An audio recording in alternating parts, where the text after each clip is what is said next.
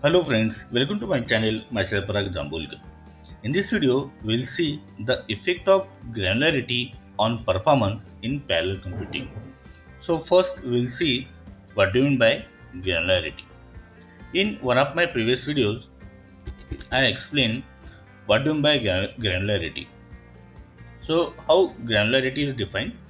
The number and size of the task into which a problem is decomposed determines the granularity of decomposition. Look at this. This is an example where we are multiplying two matrices. So this is one square matrix and this is a vector. So this is the resultant matrix. This value is calculated from these values and these values. This value is calculated from these values and these values. This value is calculated from these values and these values.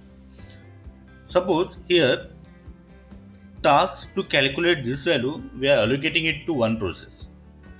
Task to calculate this another value we are allocating to another process. Task to calculate this third value we are allocating to third process. Here we are allocating smaller tasks to each process. That's why this is called as a smaller granularity. Now look at another example. Again it is same. Here we are multiplying this square matrix with one vector and this is the resultant matrix. Here instead of allocating one task, this smaller task to one process, what we are doing, task of calculating these three values we are allocating to one process. Then task of calculating these three values we are allocating to another process. Task of calculating these three values we are allocating to one process, and again task of calculating these three values we are allocating to one process. So here we are allocating bigger tasks to one process, each process. That's why it is called as larger granularity. While in previous case, here we were allocating smaller tasks to each process. That's why it is called as a smaller granularity. Now there is one more term that is called as scale down. Suppose we are adding n elements and for n elements we have n process.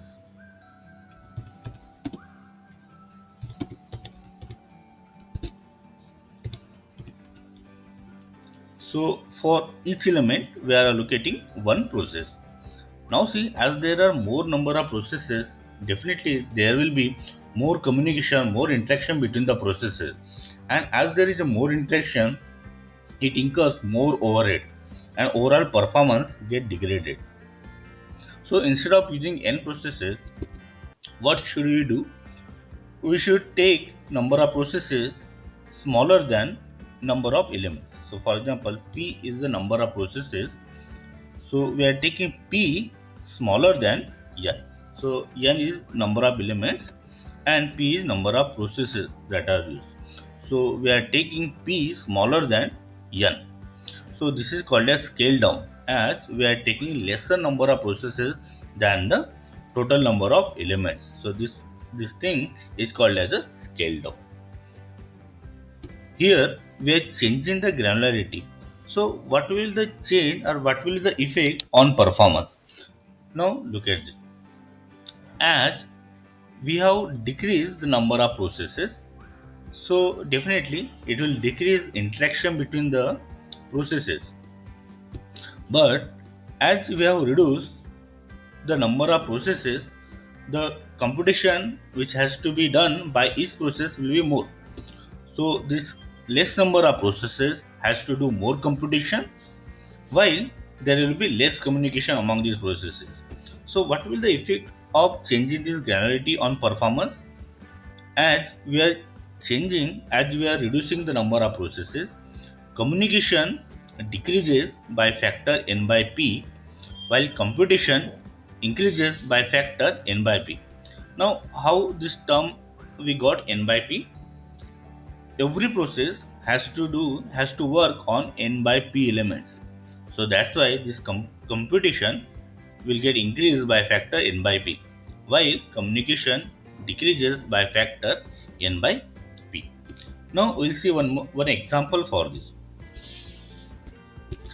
This is the example to add n numbers. Now look at this. Here are total 16 elements. So how we can add them serially? So this is the serial algorithm. So we are taking first number, and in that we are adding second number. Now in this sum we are adding third number. In this sum we are adding one more number, and at the end we continue this, and at the end we get sum of all these numbers. Now look at this. At each time we are considering only one element. So that's why total serial time, total execution time that we require is order of n. So serial time here is order of n. That is the theta of n. Now same example, but we will do it parallelly. Now look at this. Here we have considered 16 elements from 0 to 15, and for each element we are allocating to one process. So for 15 elements we have 15 processes. Now how addition will be done parallelly? So this process will share this number to this process. At the same time, this process will share this number to this process. At the same time, this process will share this number to this process. And again, same thing will be done. Now, this process will find out addition of 0 and 1. Here you can see. This process will find out addition of 2 and 3. Here you can see. This process will find out addition of 4 and 5. Here you can see. In the same way, other processes will find out intermediate addition. In next step, now this process have addition of 0 and 1. This process has addition of 2 and 3. This process has addition of 4 and 5. This process has addition of 6 and 7. Now this process will share this sum or this addition to this process. This process will share this sum to this process. This process will share this sum to this process likewise. Now see, in next step, this process will find out addition of this and this, and that's why it is given 0 to 3, 0 to 1 and 2 to 3. So here is addition 0 to 3. This process will find out addition of this and this. So it is 4 to 5 and it is 6 to 7. So that addition will be 4 to 7. In the same way, this process will find out addition. This process will find out addition. In next step, this process will share this addition to this process. This process will share this addition to this process. And this process will calculate addition of these two. So here it is 0 to 7, 0 to 7. And this process will find out addition of these two. So it is 8 to 11 and 12 to 15. So it will be 8 to 15. Here you can see 8 to 15. And at the end, this process will share this addition to this process, and this process will find out addition from 0 to 15. So it will be 0 to 15. Now see, this is a parallel algorithm to find out addition of n elements. So here, look at this. This transfer are done parallelly, and at the same time this calculation is again done parallelly. So one step, this is the one step, this is another step, third step, and this is the fourth step. This is how we are calculating sum. So total execution time, or we will say parallel execution time required for this is order of log n. See here, total of 16 elements. How many steps we require? 1, 2, 3 and 4, right? So that is the log of 16 to the base 2. So that will be 4 steps. So here parallel execution time that we require is order of log n to the base 2. At each time, two processes are communicating. Now, in previous video, we have seen one performance matrix that was cost. What do my cost? So this is the actual parallel time, overall parallel execution time. But this parallel execution time we need on each processing element. So TP time on one processing element, TP time on another processing element, TP time on third processing element. So what will the cost? So TP time on each processing element. So total cost will be P into TP. So we are multiplying P to TP. We are multiplying P to TP. So if you multiply P with this, now in this case, what is P? P is total number of processes. But in this case, we have taken number of processes equal to number of elements. That was the first case that we have considered here. Total number of processes equal to total number of elements. So here P is n. So we are multiplying n to Tp. N to Tp. So it will become order of n log n. Now we will see another case. So in previous case we have seen number of processes equal to number of elements. Now what we are doing here, we are taking P smaller than n. We are taking P smaller than n. So in previous case there were 16 numbers, and for that we have taken 16 processes. In this case what we will do, here we will take only 4 processes and there are total 16 elements. As so now we are changing the granularity. So these 4 processes and there are total 16 elements. So each process will get 4 numbers. This another process will get 4 numbers. This process will get 4 numbers, and again this process will get 4 numbers. And the same way we will add them. So how addition will be done?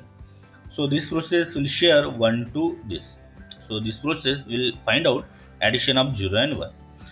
Again, at the same time, this process will share 3 to this process, and this process will find out addition of 2 and 3. Here you can see addition of 2 and 3. Again, in next step, this process will share this number 5 to this process. So this process will find out addition of 4 and 5. Here you can see. At the same time, this process will share 7 to this process, and this process will find out addition of 6 and 7. This will find out addition of 6 and 7.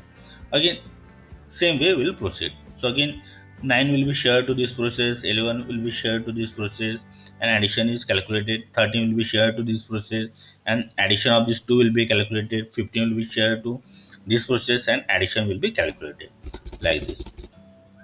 Now this process has these additions, and this process has these additions.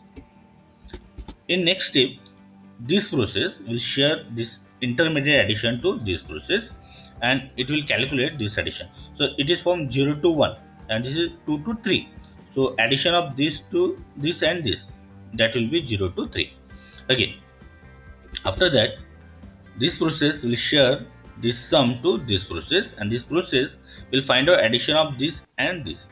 So this will calculate addition of 4 and 5 and 6 and 7. So that will be 4 to 7. 4 to 7. Again same thing. This process will share this to this process, and this process will find out addition of this and this. So see, it is 8 to 9 and 10 to 11. So that will be 10 to 11. Again same thing will be done for this.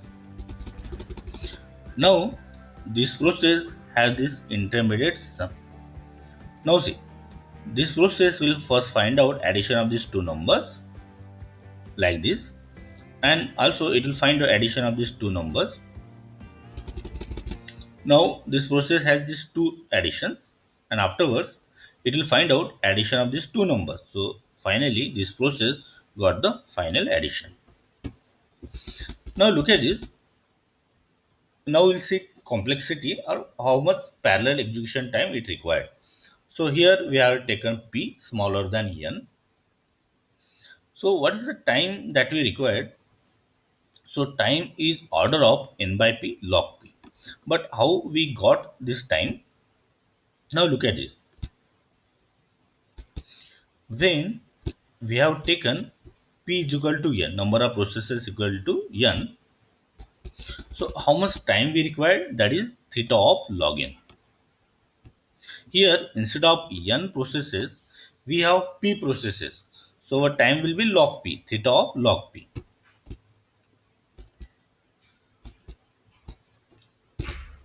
So instead of n, now we have p processes. So time is p. So that will be log p. Now see, every process has to operate on n by p elements, right? every process is getting n by p elements. So every process is working on n by p element. So complexity will be n by p into log p. Okay, every process is working on n by p elements. So for example, see in this case, 16 divided by 4. So every process is working on 4 elements. So that's why our complexity, our parallel execution time is order of n by p into log p. Now we'll find out cost. How we are calculating cost? We are multiplying total number of processes to this parallel execution time. So we are multiplying TP with P. We are multiplying this with P. So here, if you multiply this number with P, so P will get cancelled. So N log P. So N log P. That cost we got. Now see, log P has some certain integer value, some value it will have. So as we are multiplying log p to n, this theta of n log p will be greater than the serial time theta of n. How? Log p will have some value, and as we are multiplying with n, so this cost that will be greater than the serial time theta of n, and that's why this algorithm is not cost optimal, as cost is greater than our serial time theta of n. So that's why this algorithm is not cost optimal. So changing granularity, it resulted into this cost is greater than serial time theta of n. So that's why this algorithm is not cost optimal. So now we'll make this algorithm cost optimal. So look at this. It's the same algorithm. Again, here in this case, we are taking p smaller than n. N is total number of elements. P is the number of processes. So again, in this example, same example we are taking. There are total 16 elements from 0 to 15, and we are taking only 4 processes. So that's why every process will get n by p element. So this process will get n by p. So it's 16 by 4. That is 4 elements. This process got 4 elements. This process got 4 elements. This process got 4 elements. Now instead of following previous algorithm, what we are doing in this approach, what we are doing, this process will find out addition of these numbers. Here you can see. This process will find out addition of these 4 numbers. Here you can see. This process will find out addition of these 4 numbers. Here you can see. This number will find out addition of these 4 numbers. Here you can see. And afterwards, these processes will share this sum to this process. At the same time, this process will share this sum to this process. Look at this. So here addition is from 0 to 3, and this is from addition from 4 to 7.